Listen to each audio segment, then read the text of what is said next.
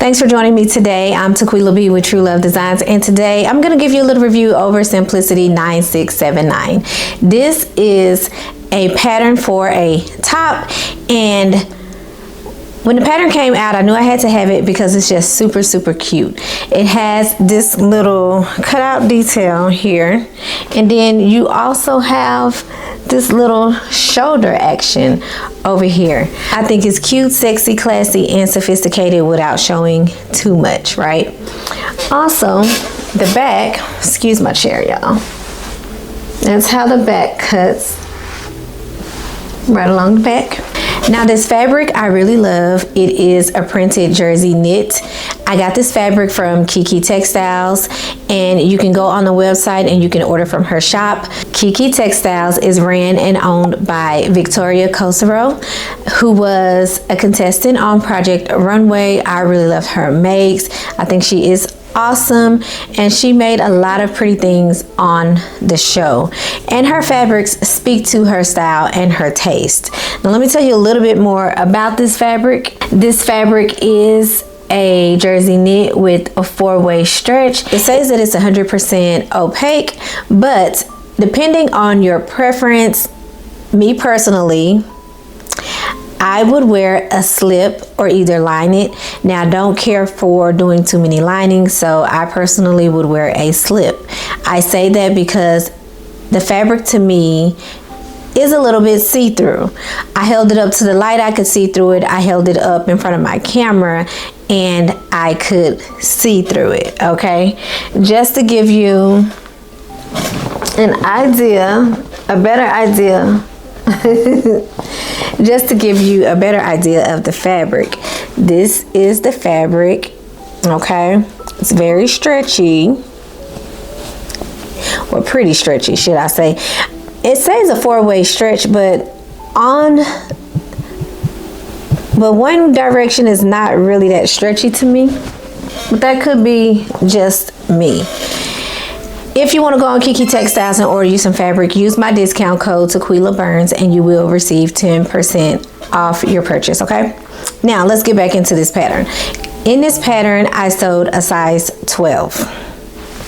Now, I don't know if you can see this, but this is a little big to me. It could be all a matter of fabric choice. Because of the amount of stretch in it, I probably needed something more like a ponte knit, something with just a little bit more structure to it, because if you can see this here, it's kind of big. So I had to kind of play with this just to get it to sit right. But I mean, other than that, I have no issues with this pattern.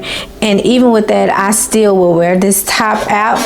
Even in the back, there's a little bit of gaping and, you know, puckering up for me. But like I said, it's not too bad. I'd still wear it. Now, there was a part in the instructions where I got a little confused, like somewhere between step 3 and 4. I don't know if I was just reading it wrong, if I wasn't really mentally there, probably a little bit of both. For some reason, the instructions just confused me a little bit, but I finally got it right, okay? I finally got it right. But if you do choose to sew up this pattern, don't do like me and don't pay attention to how many pieces you're supposed to cut. I ended up using more of this fabric than I really wanted to. Each pattern piece only calls for you to cut one piece. One piece. But what did I do? I folded my fabric and I cut 2 pieces of each pattern piece. By the time I realized it, it was too late. I only had 1 pattern piece left and I might as well kept going. So guess what? I made 2. And because I did cut out 2 pattern pieces, they are mirrored. So this one has the shoulder out on the right side and the other one has the shoulder out on the left. And that one I actually went ahead and gave to my daughter because, I mean, really, there's honestly just no reason to have 2. And the only way I can tell the front from the back is because I have my tag in it. Other than that, it kind of looks the same to me and fits the same no matter how I put it on. So I made sure that I put my tag in the back of this top, because otherwise, I don't know. I did not make any adjustments to this pattern. I left it as is. I probably could have, because it's a little longer than I would like for it to be, but it's okay. You know, it's not gonna make or break the top. So I'm good with that. But in the future, I probably will shorten this top. Now, I know I've said it before that it's something that I'm just gonna go ahead and do, but honestly, when I'm looking at the patterns, it's like, okay, this may just hit me just right.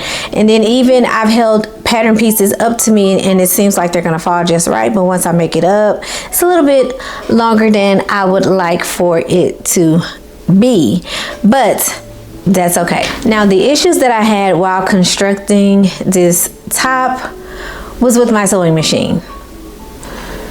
I'm not sure if the problem was the sewing machine or the fabric. I changed needles like 3 or 4 times and did some practice stitches on the fabric. Now, on my scrap fabric, it seemed like, okay, fine, just fine. I even changed the stitching type, like my zigzag stitches and all of that, and it just seemed to be just skipping and doing all kind of things, leaving gaps and leaving holes, and I just couldn't figure it out. I changed my thread, I changed the needles, I didn't play with the tension, but I was like, what is it about this fabric? I really don't know. So I think it was the stitch width and length, because I put it on a zigzag stitch and I made both the length and width 2.5 millimeters. And I used a wide zigzag stitch. Now, I left the width and length the same because I really like that. I don't know, that's like a sweet spot for me after sewing knits with Gertie. But what I did do, I switched to the lightning bolt stitch and I left that stitch length and width at 2.5, and then it went well. Now, if you've worked with the lightning bolt stitch, you know that that stitch can seem like it takes forever to put a garment together, which is why I don't prefer to use it. But I did use it this time. I changed the width and length of my stitches to 2.5 for both, and I was able to go ahead and kind of sew pretty fast with that length and width. Now, with the tighter stitch on the default settings, I don't suggest sewing really fast with that, because you can break a needle or constantly have snapped thread. But it's all in your preference and what works for you and what kind of fabric you're dealing with. Other than that, I had no issues with sewing up the pattern. There's nothing else that I would change. I also did not hem these, and y'all know I'm like notorious for not putting hems in my garments when I use knits. I am trying to do better and put those hems in. Sometimes I do, just depending on what it is and where I plan to wear it to. But like, I mean, this doesn't fray at all, so I'm okay with it. I may put a hem in the bottom because the bottom does kind of want to roll up a little bit. I'm not really having that issue with the sleeves, but if I hem the bottom, I am going to go ahead and hem the sleeves. One other thing I did, because I was really just sick of the lightning bolt stitch, what I did when it came to sewing up the neckline, I used some heat bond. Let me show you. I used some heat and bond hem adhesive, and it worked pretty well. I really didn't have any issues with it, except maybe a snapping, because I was pulling it while I was heating certain parts of it and it was snapping. I think on one little part, there's a little part where like I kind of overlapped the fabric, but you can't tell. So both here and here, just sewing up these necklines and stuff, I did use that heat and bond, and it worked out pretty good for me. I was just tired of that lightning bolt stitch, and I just came up with that. I don't know, I just said, let me do something else that's a little quicker. And it seemed like it took a long time, but it didn't matter. I was just ready to be done, and I wanted to do whatever was the easiest, you know. But anyways, I guess that's what I get for sewing late at night, because had I not been sewing late at night, I probably would not have cut 2 of each pattern piece when I only needed 1. And I could have saved myself so much fabric, you know? I just keep thinking about that. But also, while I was at it, to get my mojo back and just to give me some motivation, because you know I've kind of been in a slump due to recent events, I went ahead and self-drafted a midi length skirt to go with this top. It's in the same fabric, and I did the same thing here with my elastic casing. I just used the heat and bond. I don't know if I'll do that again, because I kind of don't like the way it did in some places, but it's actually fine. I really think it's the size of my elastic that I don't like anyway.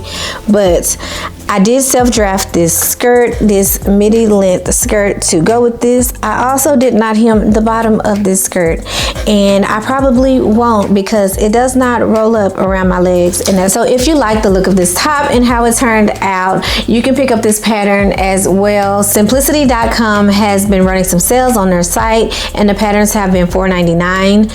Joann has also been running sales in store where the patterns are $2.99 each. So if you have a Joann's near you and you want this pattern, go ahead and take advantage of one of those sales and get this pattern for the low price of $2.99. That's all for this pattern review.